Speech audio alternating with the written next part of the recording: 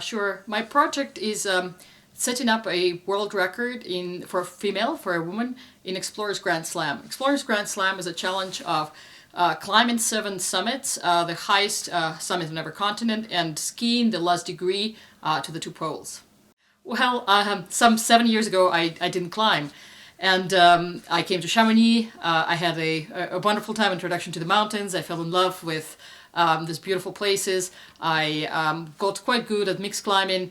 And last year I started going to expeditions and discovering that I really love it. And I thought, well, wouldn't it be great to try an endurance project, which is doing under 8 months all these 7 summits and 2 poles. I kind of got on the road of doing that. Now, the real interesting part of my project is that I am leveraging this to set up a foundation called Grit and Rock that will be taking teenage girls from inner cities in UK, taking them out to the mountains, teaching them basic skills of survival, of learning how to climb, and hoping that those skills will translate into greater mental endurance and greater grit. Yes, I've done it for the second time, which was great. Aconcagua is the highest peak in South America. It's a lovely mountain. It's a trekking mountain, fairly easy one. I was planning to do Polish Glacier. Unfortunately, I broke my wrist a month before doing that, so I decided on a different challenge, which was the rapid ascent. We've done it within 5 days from sea level to 7,000 meters. It was a great strategy given really bad weather in Aconcagua this year, and I've really enjoyed it, and that gave me confidence that the sequence that I'm about to embark on, which is Carstensz, Elbrus, North Pole, Everest, and then Cassin Ridge on Denali, all within 3.5 months, should go smoothly given the acclimatization challenge. Well, so far I have done 4 out of 9. And the hardest has been actually South Pole, because when you're a climber, when you're here in Chamonix or in the Alps, being light, being agile, being nimble is a great strength. When you're in the South Pole, when you have to ski for 6-7 days in -40 temperature and carry all your food with you with a big polk, it's actually a huge disadvantage. So I weigh 50 kilos and I had to pull 50 kilos, and that was really, really hard.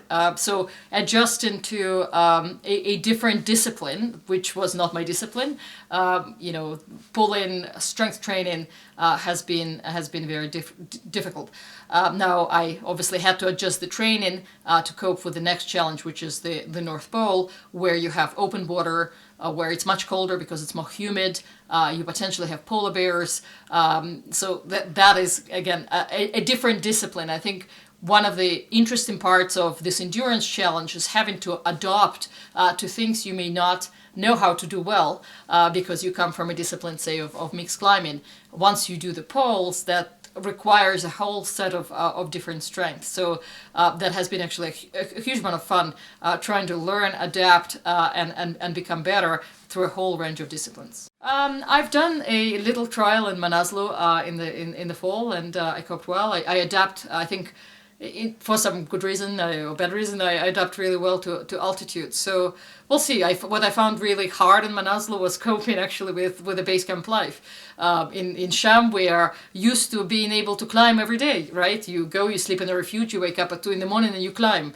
When you are on altitude and doing a 1,000-meter peak, a lot of it is acclimatization and doing the same route up and down until you acclimatize. So it's a very different cadence, it's a very different way of climbing. And in Everest, frankly, when you spend 45 days altogether there, you climb probably just 12 days. So mentally, the toughest thing is sit in the base camp and want to go out, but know also that the important thing is to conserve strength.